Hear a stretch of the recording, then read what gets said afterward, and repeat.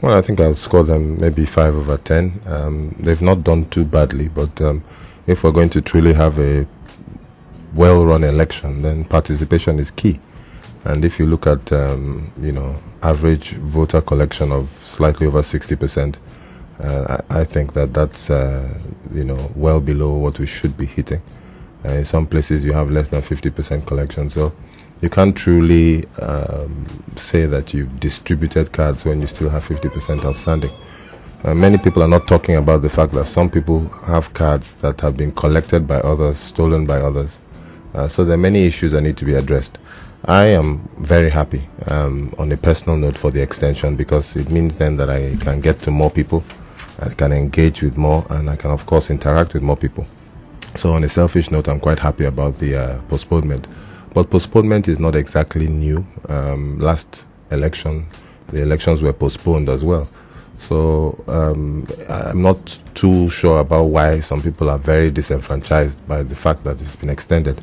I think the extension will allow us to deepen our democracy and allow INEC to get things, adequately right. Of course, security is clearly an issue, especially in the northeast part of the country. But all in all, my take is that the major advantage we have is that people now can participate in the process. There are some people who were not thinking about voting, but when they hear the voice of me and other people, they're now thinking twice that maybe this time I'll just go and vote.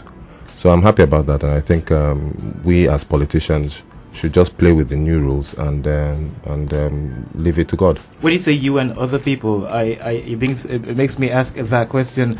Why should we listen to you and not those other people, as you throw yourself once again to us to seek our votes? Well, I think you have to, investigate and check the individuals out. Many people have made promises. Many people are making promises. The question has to be, what have you done so far? I think I have a track record to prove that with or without a political appointment, I've been able to touch the lives of many people. Outside of politics, I'm engaged with the youth. Outside of politics, I'm engaged with the elders. Outside of politics, I'm engaged with the non-politicians. The average politician only takes care of his own political allies, and everybody else is alien. I take care of everybody. I give scholarships to people who are in APC, who are in PDP. I've not demanded that they vote for me or they have to vote for me.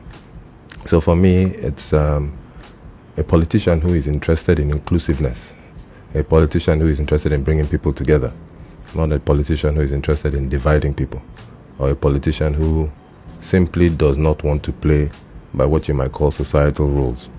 I think that is where I stand out. That's what distinguishes me from the others. And, they say if you want to keep getting what you're getting, keep doing what you're doing. I think that I represent something different. I represent something new. And I think that's what Nigeria and River State need. Well, when you said the divisions in River State, most people who live in River State who have been following the politics can actually identify with the fact that there was a division in the selection or election, whatever words people have chosen, in the emergence of flag bearers for the People's Democratic Party and also for the All Progressive Congress. And they said, we know that it did not just go the way that people had expected, and one of such people who were not happy about the outcome of the primaries was Tonye Princewill. What exactly was wrong in the process? Well, the process was wrong from almost the start. But, it's behind us. I don't really want to, waste a lot of time complaining about it. I think that one of the biggest problems we have in our politics today, in fact, let's start with one of the biggest problems we have in our country today, is our politics. And one of the biggest problems we have with our politics is the internal democracy process. If you have internal democracy within parties, things can obviously lead to popular candidates being chosen to go and fight popular elections and then winning. And then those people will recognize that there is a constituency of the majority that they're entitled to honor for their elections. Now, obviously, if you lack internal democracy within a party, it means that you have unpopular candidates being foisted on the people. And those unpopular candidates now owe their allegiance not to the people, but to the godfathers who foisted them upon us, or the godmothers, as the case may be.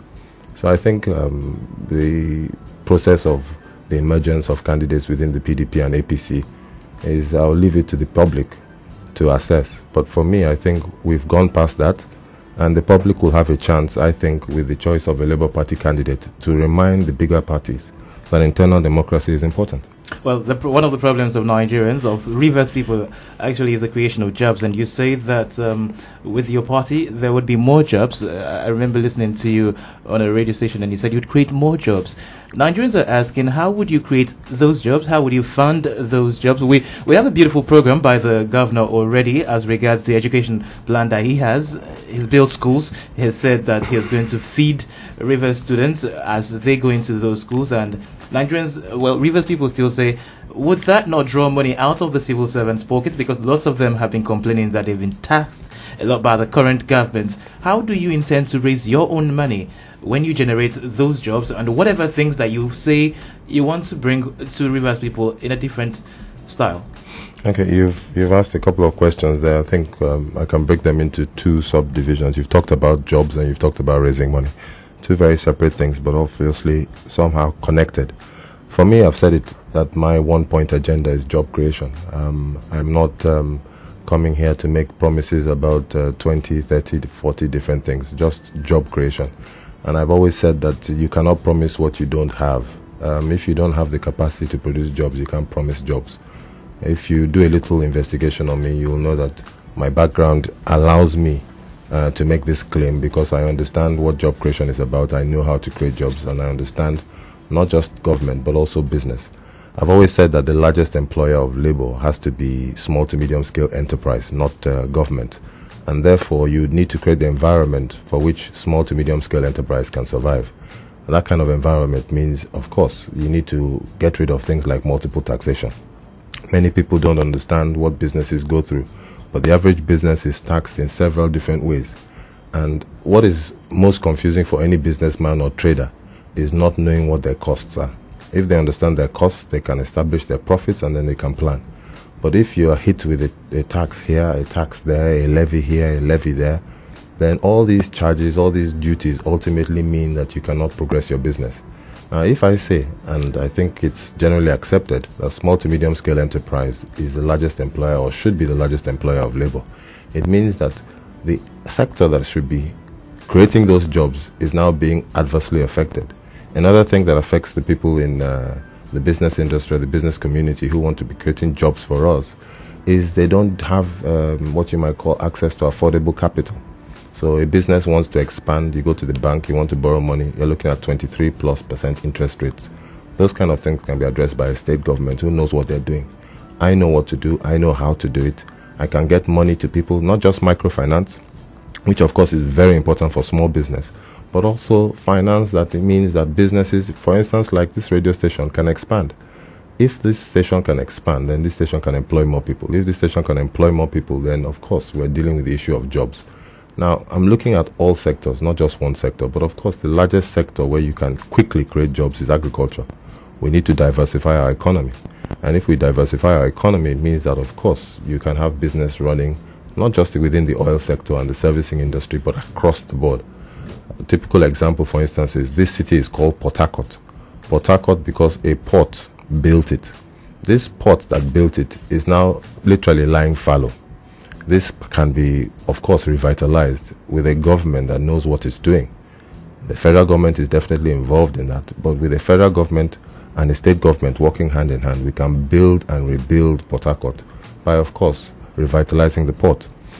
So in terms of job creation, I know what to do, I know how to do it, I know the importance of moving people from where they are to where they need to be.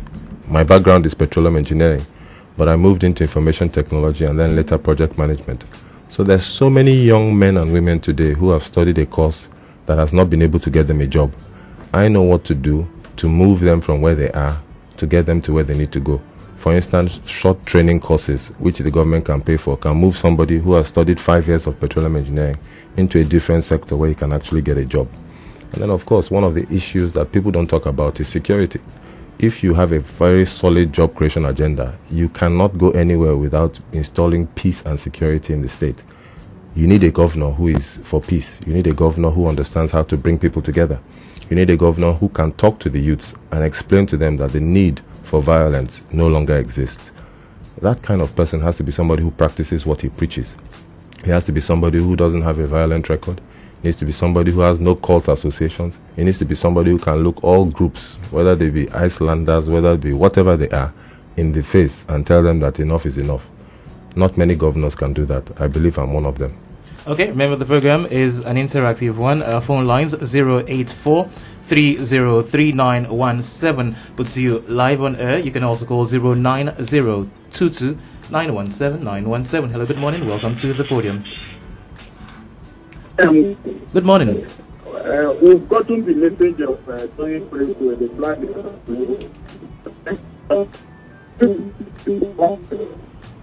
We're sorry we cannot continue with that call. We're having problems with network connection. But still try to call 09022917917. That's 09022917917. Hello, good morning. Yeah, good morning. Welcome to the podium. What's your name, please? My name is David West. I'm calling from Yenagoa. Okay, Israel, go ahead with your question. Yes, I have listened to Tonye Princewill, just like you said, for the people. But I don't know how far he can convince us that for the people, when he jumps from one political party to the other, how convincing is he? Okay. For us to know that he's really for the people. This question has been asked over and over. I deliberately refuse to ask you that question, but the idea that you're going from one party to the other, do you think you can actually get the trust of people that you would not change? I don't think it's important to people to understand that if you look at the politics of Nigeria, you'll see that there's not much in terms of difference between the two major political parties. I mean, let's look at PDP, for instance, now, and look at what happened in Rivers State. We had the governor leaving the party and moving to another party. For those people who want to assess or ascertain how practical the politics of Nigeria is, PDP became New PDP, became APC. So there's really no difference between PDP and APC. So whether you're in Party A or Party B, it's not really the party that is the issue. The issue is the individual. I believe that in 2015, people are beginning to realize that it is the person and the policies of the person that matter the most. And of course, my party is different, but my policies are the same. In fact, if anything at all, I'm now with a party that has the most robust ideology of any of them that I can tell, unless there's somebody else that knows. I'm in the Labour Party, and the Labour Party's primary message is jobs. It's jobs for the people. It's also talking about health and education, but it's going on to talk about two other areas that most people don't even talk about as individuals, talk less of parties. It talks about housing and transport. So I'm a conviction politician. The conviction that is within me is what is driving me. And of course, if PDP decides that they are not going to give me a fair chance to express myself to the people and give the people a chance to vote for me based on my policies, based on my character, based on my personality, then of course, I should not sit down, accept what you might call a very illegal and a rigged process and just be there. I think that we'll be denying the people a candidate who I think can make a huge difference. The question you have to ask yourself, Israel from Yenagoa, is can Tonye do what he says he will do? If the answer to that is yes, then if he can deliver it to you in the Labour Party, then I don't think you should have any problem.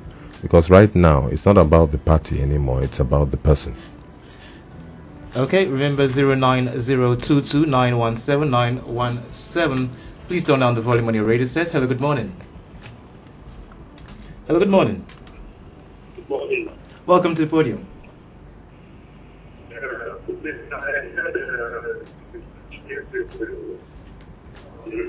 Sorry, we can't continue with that. Hello, good morning. Good morning, welcome to the podium. Hello. Good morning. Yes, my name is David West again. I was not true before the line went off. Okay, go ahead. I want to make a passionate appeal to my friend there, your guest. I want him to extend his benevolence to me, and you being the witness to this appeal to me. How do I get his benevolence? That's a very easy question to answer, David West. What we are trying to do now is we're trying to extend our benevolence to everybody that we can. I've been doing a lot as an individual, and I've touched, I think, thousands of people, but I would like to do more. I would prefer to touch millions of people. Now, in trying to do that, I think that the best place to do it from is from the seat of government. If somebody can use his own hard-earned money to touch people that he doesn't even know, then can you imagine what will happen when he enters into government and starts to touch millions of people that he doesn't necessarily need to know? The issue for you, I don't know what the issue is, but whatever it is, my office address is number 268 Aba Road, and it's very easy to find. It's after the market junction. It's just after the petrol stations. You'll see it on the right hand side. Feel free to come in. I'll be there later today, and I'll be there tomorrow after church. So you feel free to come in, come and see us, and then let's talk about what your problem is. But the real solution is not you or me. It is to the rest of Rivers people and the residents of Rivers State. Okay, remember 09022917917. Hello, good morning. Hello, good morning. Hello, good morning. Good morning, welcome to the podium. Hello, good morning. Good morning, we can hear you. Welcome to the program. What's your name, please? Yeah, my name is Opo. I'm calling from Ipokiri. Okay, go ahead. Hello. Go ahead with your question, we're listening to you. Hello, I'm not getting you clearly. Go ahead, we can hear you clearly. Go ahead, we're listening to you. Okay, please, I want to ask Mr. Tonye Princewill, how come the Labour Party is not as effective as other parties like APC and PDP? Like here in my place, we don't even have anything called Labour Party. I wonder why, and I really like the kind of person he is. I would like to vote for him. And I'm wondering how come other places like in other areas of the state is party, they don't have something like campaign and other things. There's nothing like that I've heard of in my own place. So although I just said I should call. And your own place is where? I stay in Pokiri. Pokiri. Yes, it's Pokiri. Okay. Thank you for calling. Well, Oko, thank you very much. It's a very good question. You have to understand that in politics, a lot of what you call visibility is by what is called money politics. In other words, a government in power will use the money that they should have used to pay staff salaries or pensioners to actually now build the political party. They will empower their people with contracts and opportunities, and those people will then be expected to go and build the party. So we have to build a grassroots party from the people. We have to build a party from the masses, and the masses don't have a lot of money. So what we need now is, as I'm reaching you directly now, the other people who are also listening to my voice, you have to take a responsibility. You have to, on your own, say, I like this Labour Party, I like this person. What I'm going to try and do in my own little ways, even if it is in my own house, my own parlor, let me start calling Labour Party meetings. Let me start calling people to work for the Princewill organization. Of course, you need to know what is happening. So you can reach me directly. You can come to the campaign office. You can get material. You can start working. Every local government and every ward has people who represent me. Slowly and surely, our names and our faces will start to be recognized by the people. So all of that will happen, but the first thing you have to do is, in your own little way, start to make a headway. The address again is 268 Aba Road, and you can be there anytime. There's always somebody there, but I will be there later today, I'll be there tomorrow, and I'll be there on Monday. As for the grassroots campaign, we're going not rallies, we're going door to door. And the door to door we're going will reach every community. I will be personally present in every local government, but as I said, there are people who are working and there are people who are moving around, but they've only just started. So if you have not seen us now, you will see us soon.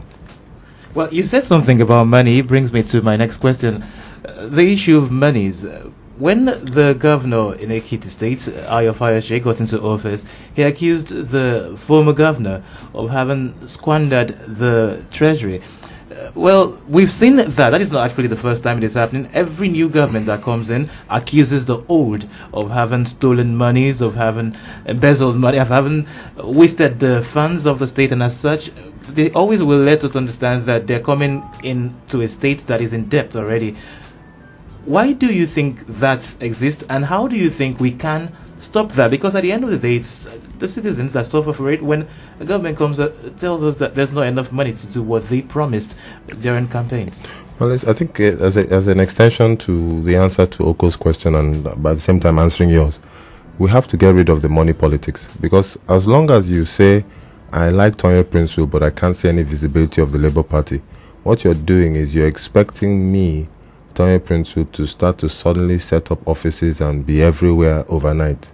Now, if you try to do that, there is a price. You're basically collecting money from somewhere.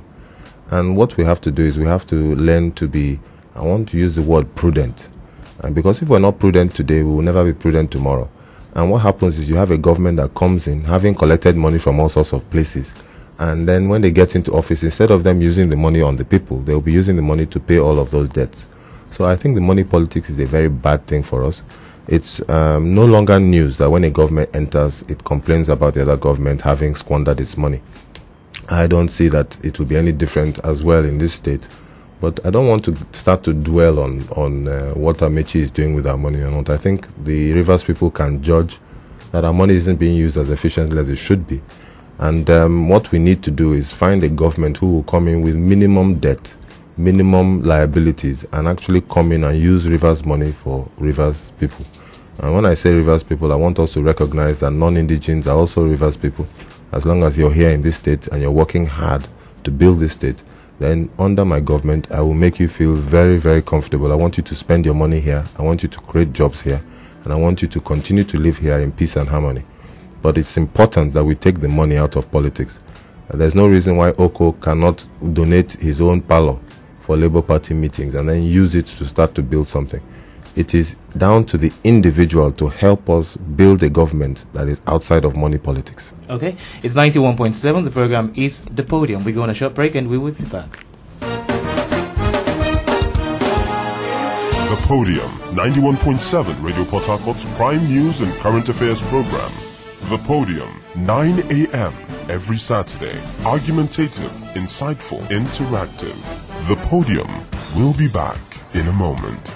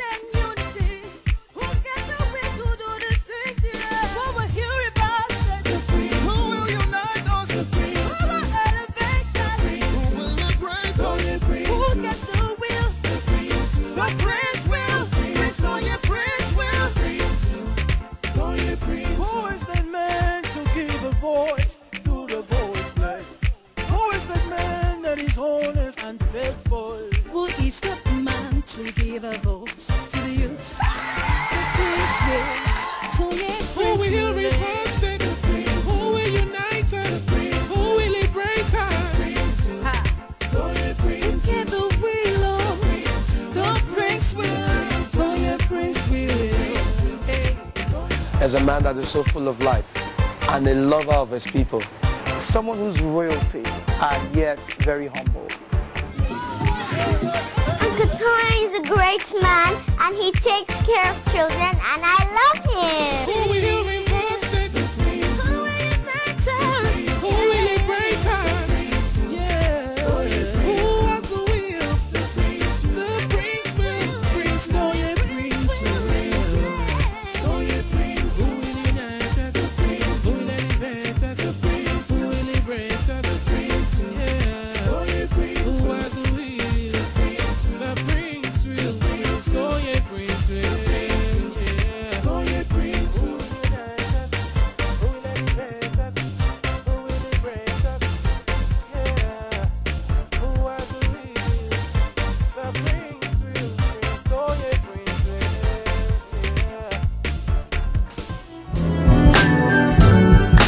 The Podium, the Podium, the Podium.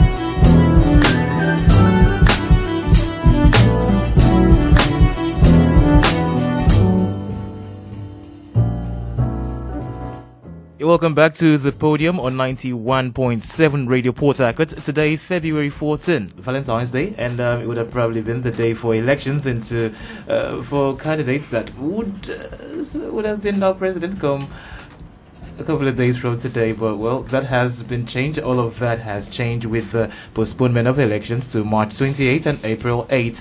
And here in River State, one of such people that have presented themselves to contest the governorship position in River State is Prince Tonye Princewill. He's in the studio with us this morning on the program. And remember that you can call in 09022917917 and also 084303917 to ask him questions. My name is Lishman Onisodemwe. Good morning and welcome to the second part of the podium. So you were quoted in a newspaper interview that you will sell the River State governor's jet in your first day in office. Did you consider the enormous responsibilities on the shoulder of the state chief executive before thinking of that? And why would you want to do something like that? Why would you want to sell the jet? For obvious reasons. I mean, I was asked the question, what am I going to do in my first 100 days in office? Okay. And said that I'm not too sure what I'm going to do in my first 100 days in office yet. But I can say in my first day in office, I'll be selling the private jet for the River State government, simply because the River State governor is supposed to be here in River State doing the business of River State. I've seen it twice now where governors are distracted by national politics and national issues and pushing what you might call a national ambition. I don't want to do that. I want to focus on the issues of River State. And I think it's like you buy a new car, you feel like driving it. You have a new plane, you feel like flying it. We need our governor here in the state. We don't want him to be moving around the place. And if you decide to be the governor of the state, then you need to focus on the state. Okay, and talking about focusing on the states, some say you'd sell the jets. The governor has been accused of selling Rivers property. They said so many properties of the state have been sold to his cronies, and then the funds accrued from the sale of these properties of River State have also been used to fund the All Progressive Congress. But we're not going to that direction but you said that. Yeah, I did. I said it's been used to fund the All Progressive Congress. You actually said that the Rivers people would want to know what exactly are the properties that were sold. Some say it's Hotel Olympia was sold. Others said... I mean, it's... one of the things about... Today is Valentine's Day, by the way. You just reminded me. I mean, happy Valentine's Day. And unfortunately, we've gotten so deep into the politics, we've forgotten about that. But, in the spirit of love, I don't want us to start to go over the accusations and counter-accusations. I think there were some very valid questions that I asked, and as I speak to you now, I've not heard the answers. I said, number one, were the Rivers assets sold? Yes or no? I mean, let the government answer the question. I said, number two, who were they sold to? Also, how much were they sold for? Was it advertised? If I wanted to buy your shirt, for instance, you have a very nice shirt, by the way. If I wanted to buy your shirt and I asked you, I said, nice shirt, how much is this shirt? If it was a government asset, you need to advertise it so that everybody can come and say, look, I also want to buy the shirt. You can't just sell it to somebody just because you like the person and the person likes you and you say, take, that's my shirt. It's not your shirt. It's River State property. So I just asked a very simple question, which is, was it advertised? Because if it was advertised, it would have been done publicly. And then, of course, I said, if it is now advertised, sold publicly, where is the money? Where is that money? So there are some very basic questions that I asked, and I know that the answers to those questions will reveal a lot of things. I am asking the questions, but it should be the media asking those questions. It should be the civil society organizations asking those questions. Somebody hearing me ask the questions will say Tonye Princewill is biased. Tonye Princewill is bitter. Tonye Princewill is this or Tonye Princewill is that. It shouldn't be me asking the questions, but I was only dropping those questions so Rivers people can know that when people talk about anti-corruption, when people talk about others having their hands in the till, they say you should not talk when your mouth is full. And also they say a pot should not call the kettle black. So simply, Rivers people, start to ask questions of your leaders. Okay, 084303917. Hello, good morning, welcome to the podium. Hello, good morning. Good morning, what's your name, please? This is Mr. Michael Zion. I'm calling you from Port Harcourt. Michael Zion, go ahead with your question. Honorable, good morning, sir. Morning, Michael, how are you? Do you know that I've been campaigning for you, even on radio that I'm being criticized? And I made up my mind that I will come to your office to see you one-on-one. Please. Now, as I'm talking to you, Rivers people, they need you. PDP government, the people have found out they have failed them. FTC government, Rivers people have found out they have failed them. They are looking for an alternative now. Day before exam, I was all the whole radio station calling it because that is what I like to do. That is my hobby. They know me very well. Michael Zion is a well-known name in Rivers State. Yeah. Sir, now we need a publicity of you. You made a comment, you say it's slow and gentle. Sir, I want to reject that comment from you. No, we need it rapid and graciously. I traveled around the city of Port Harcourt and I found out that the Labour Party, your posters are not here. Your publicity materials are not here. That is why I say I'm coming to your office deliberately to get those materials or to tell you how we are going to do it. We have 6 weeks to go.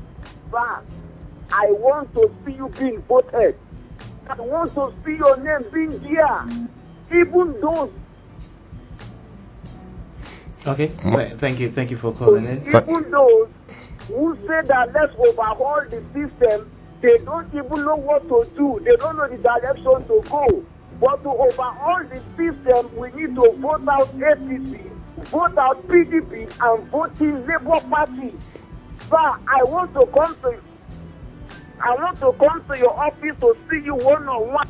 Well, this question has actually been in different forms. Has been asked in different forms. Well, you express confidence. You believe so much in the ideology and the concept of the Labour Party, even though we see it as an underdog in the States. And your own style, that you still seem to be mellow. Yeah, I mean, I'm not mellow at all. I'm very determined. I don't know what word to use, but for me, I'm a spiritual being. I'm a child of God. I'm not just a child of God by word, but by action. And for me, I just want people to know that we are going to win this thing, not because of our own power, but because of the grace of God. And I'm determined to be there, to stand till the end, give people an opportunity to work with me, to work, for a river state that makes sense. The best way we can get a new politics in our state is for the 2 big parties to lose. If the 2 big parties lose, there are people in the PDP and there are people in the APC who have been working for these 2 parties and they have nothing to show for it. Nothing to show for it. They have tried, they have sacrificed so much and there's nothing to show for it. Now with the Labour Party, we will be inclusive. We will set up a unity government. We will bring APC people in. We will bring PDP people in. We will bring Labour Party people in. We will bring people from all over the state. We will bring non-indigents in. We will have an inclusive government. Now, what Michael Zion is saying is something that I've heard so many people say. And they say, look, I want to work with you, but where are you? I can't see you. And I say, please find your way to 268 Aba Road. I'll be there today from 12 o'clock. I'll be there again tomorrow after church. You can come there. If you don't see me, you will see somebody. Pick up the publicity material. Take it to your house. Take it to your street. Take it to your community. Become Tonye Princewill campaign organization representative in your house. No, Start with that. That is if I live close to Port Harcourt and I can come to Abaro. What if I live in Degema? What if I live in Bonny? We have representatives everywhere. I will give you my phone number. It's my personal line. It's 0807 700 7007.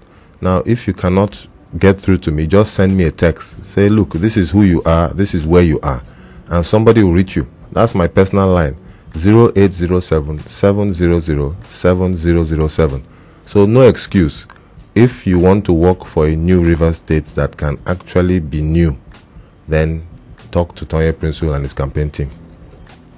Hello, good morning. Hello, good morning, Lishman. I'm my honorable man. Welcome. Yeah, this is Stainless. I call it from Elios. Okay, Stainless, go ahead. Yes, I'm happy that my man is in the studio. This River State Labour Party representative is going to governor.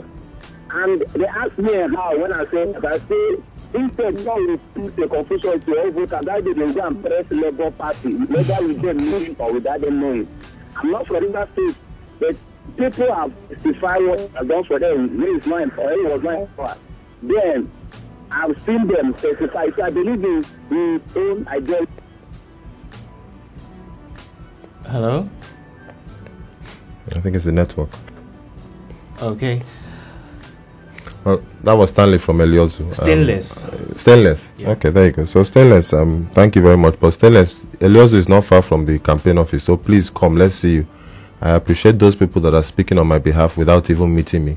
I'm grateful. I'm touched by even people who really don't like politics, taking an interest in politics almost for the first time, if not for the first time. So my job is just to make sure that people like you are not disappointed. I assure you that I'll be standing.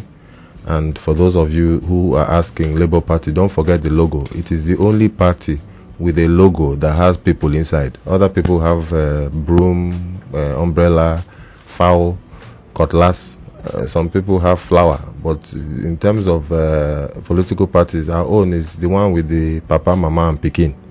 Those three people standing in the middle of a logo. That is the Labour Party logo. So you need to remember that, because that is what you're going to use to vote on the day. Okay, 09022917917. Remember to turn down the volume on your radio set when you call into the program. Hello, good morning. Welcome to the podium. Good morning. Good morning. I'm calling from Port Harcourt. I have two questions to ask. Go ahead. One, they say you are an open man. I don't know how true, but I'm asking. And two, they say you run a fund for government pays you or something like that. With you have an account.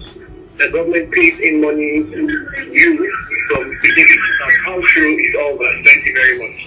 Yeah, the answer to both questions is no. I've never been involved in any cult activities. Will never be involved in any cult activities. Even when I was a student, from when I knew very little, I've always operated on the same principle, which is the principle of being on my own, peaceful, no violence, nothing of the sort. So I have no track record. I think when it comes to accusations of Ogboni, maybe it's one or two other people that you can point at, but not me. I'm not the one that would do that. Then as for account and money being paid in, there's no such truth to that. The River State government doesn't like me very much, and I'm sure if there was such a thing, they will be the first people to say about it. I don't have a problem with them. I just believe that we're not in politics to make friends. We're in politics to move the people forward. So if somebody who is my friend is doing the wrong thing, I should be able to tell him to his face that this is right or this is wrong. And so, my brother, anybody who is trying to stain me is only doing so in vain, because I'm the wrong person. I've done as much as I can. I'm not a pastor, but I'm very close to one. Thank you very much. Hello, good morning. Welcome to the podium. Hello, good morning. Good morning. What's your name, please? Hello, good morning. Good morning. We can hear you.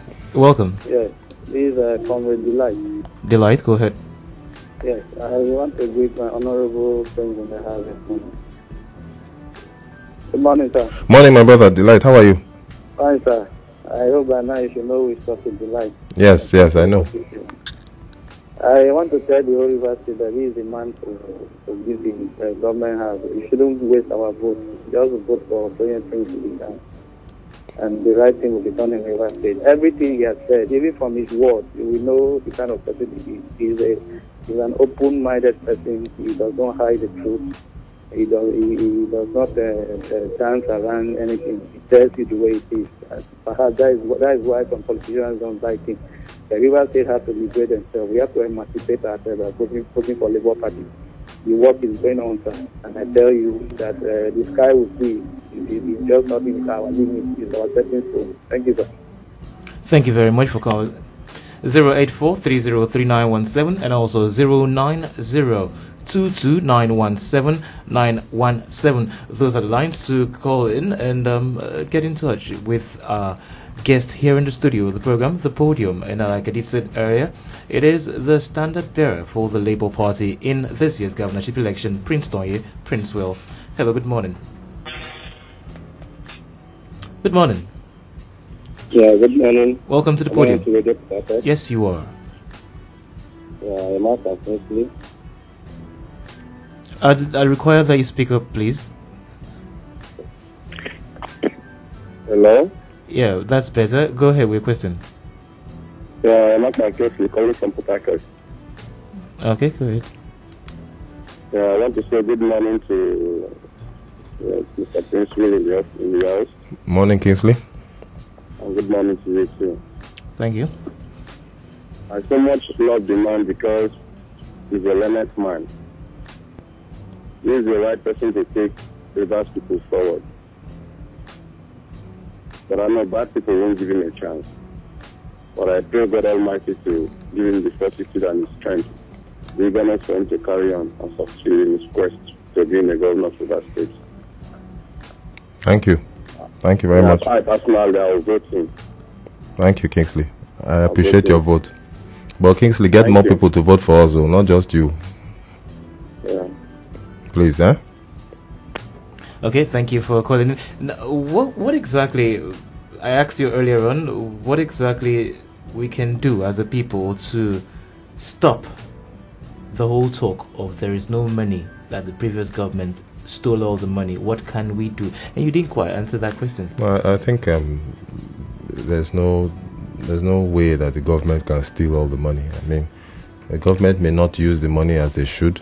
Government may use it inefficiently, some deliberately, some not so.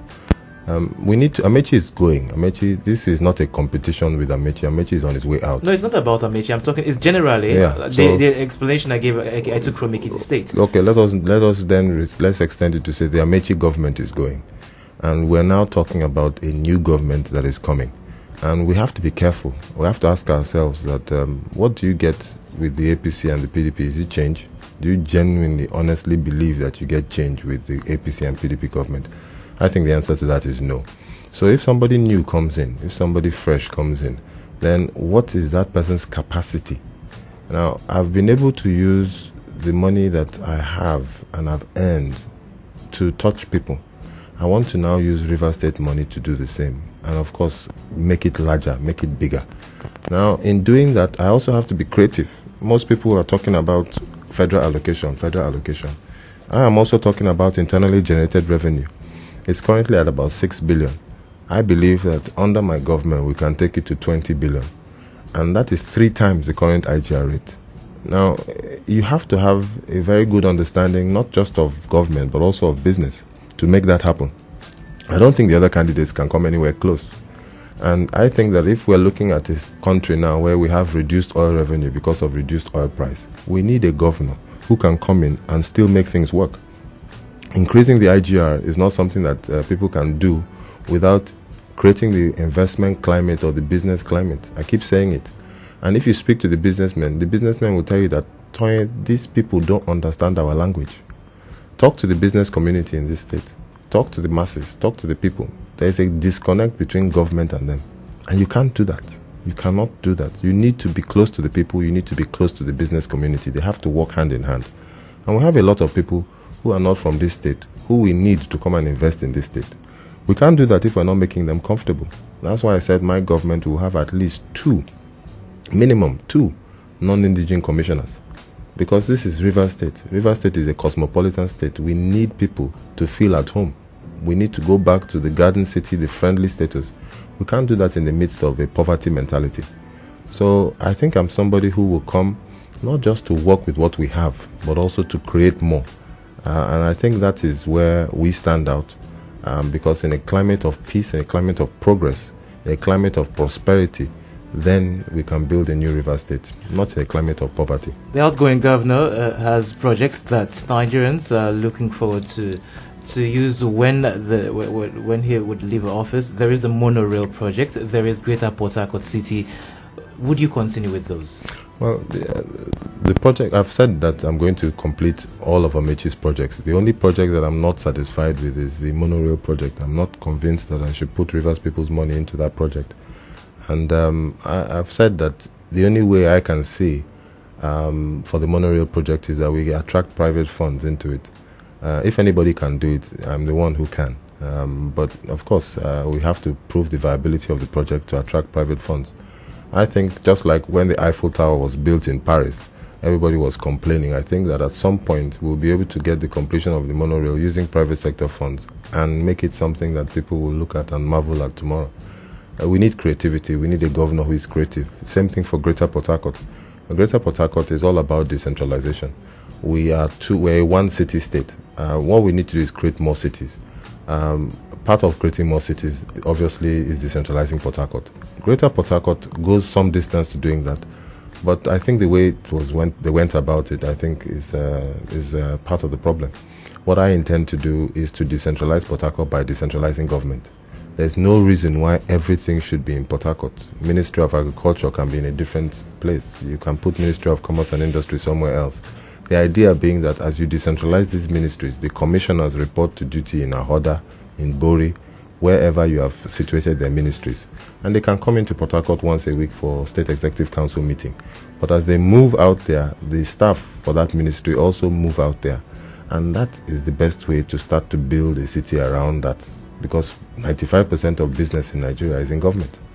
So we have the ideas, we have the will. I'm sure you heard the jingle, who will, the prince will. We've got the political will, we have the will to make things happen.